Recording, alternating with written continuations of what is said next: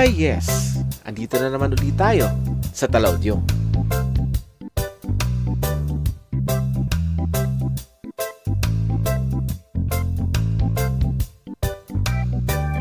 Bigla ang plano.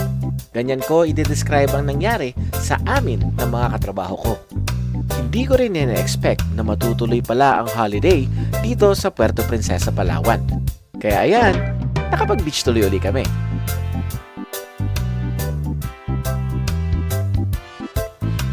At syempre, hindi ako magpapahuli. Dapat kasama pa rin ako. Ay, ang hirap maging marupok.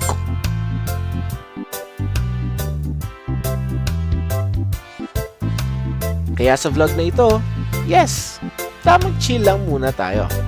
Makabawi man lang sa mga linggong kaharap lagi ay computer. Sayang at konti lang kami dito. Kaya hoping sana makompleto kami next time dito sa frame na ito. Ako nga pala uli si Dexter at ito ang kwento ng buhay ko.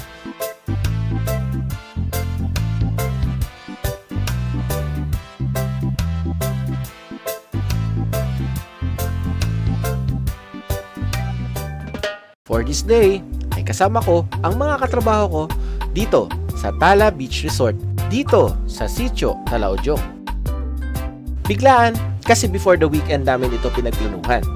Gustong-gusto na kasi nila makapag-relax muna sa harap ng dagat. So, sinabayan ko na rin sila sa trip nila. Wala sana akong prior plans dito. Plano ko kasi, sa weekend ay matapos yung mga previous vlogs ko. Pero syempre, hindi ko mapapalampas ang mga ganitong senaryo. Iilan sa amin kasi, dito ay bibihira lang din naming makasama sa mga ganitong lakad. After a while, nag-start na rin kaming kumain. Talagang typical rest ang ginawa namin dito. Pero ako, ginamit pa rin ang opportunity para makakuha ng mga shots dito sa lugar na ito.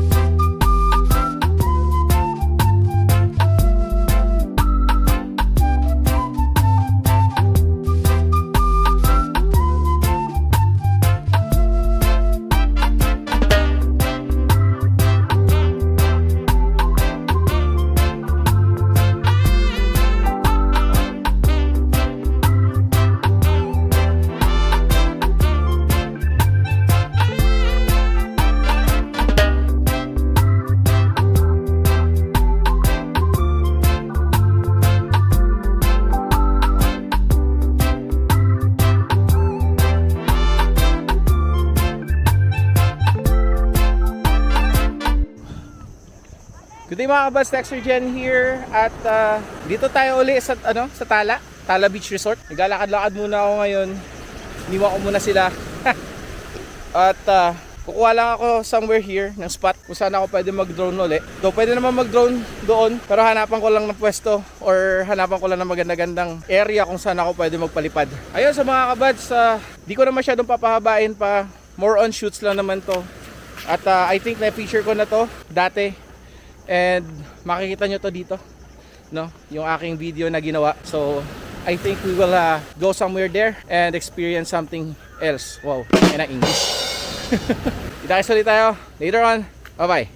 Dito ay naghahanap na ako kung saan ako pwedeng tumambay at magpalipad. Since galing na ako dito dati, may mga pwesto na akong naiisip habang naglalakad. Pagdating ko dito ay napansin ko na wala ng tubig sa may parting bangka. Nakaraan kasi, na pagpunta namin ay meron akong nakita dito. Dito ko na napagpasyahang tumambay muna. May gusto kasi akong kunan dito na hindi ko nakunan nakaraan. Maganda ang naging pwesto ko dito. Tahimik at malayo sa dami ng tao. Yun din ang reason bakit lumayo muna ako saglit. Hindi kasi ako sanay sa maraming tao. Kaya lumayo ako at nag-recharge ng social battery ko.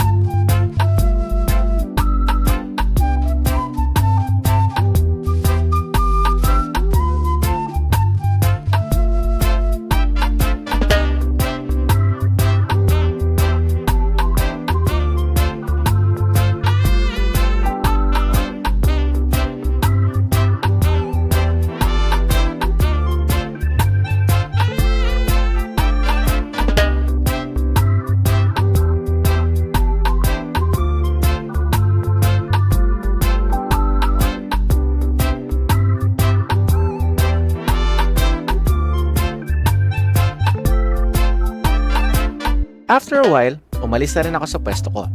Aside kasi sa magandang tambayan yon, ay naaktuhan ko pang may mga niknik doon. Ito yung mga maliliit na insekto na mahilig mga gat na hindi mo namamalayan. Okay lang, kasi hindi naman makikita yung kagat. Sa itim ko na to. Habang naglalakad ako dito, naisip ko bigla ang mga susunod ko na gala. Usually kasi, ang mga gusto ko na gala ay related lagi sa dagat. Doon kasi ako nakakahanap ng saya, lalo na sa mga panahong kailangan ko ng pahinga. Kaya may mga pinaplano kong puntahan sa susunod kung saan I'm sure magugustuhan din ninyo. Kasi, ang mission ko talaga sa vlogs ko na ito ay makapagbigay ng aerial view ng mga lugar dito sa Puerto Princesa, Palawan. At sa ibang lugar na malapit ko nang mapuntahan. Malapit na rin kaming umalis dito. Sakto lang din para sa isang mahabang araw ng pagre-relax sa dagat. Bago kami umalis, ay nagtapisaw muna uli kami sa dagat. Siyempre, shoutout din pala kay Joanne at sa team niya sa Hex and Hub. Hanggang dito na lang uli mga kabads. At kita-kita ulit tayo sa susunod na gala natin. Goodbye and see you next time. Bye-bye!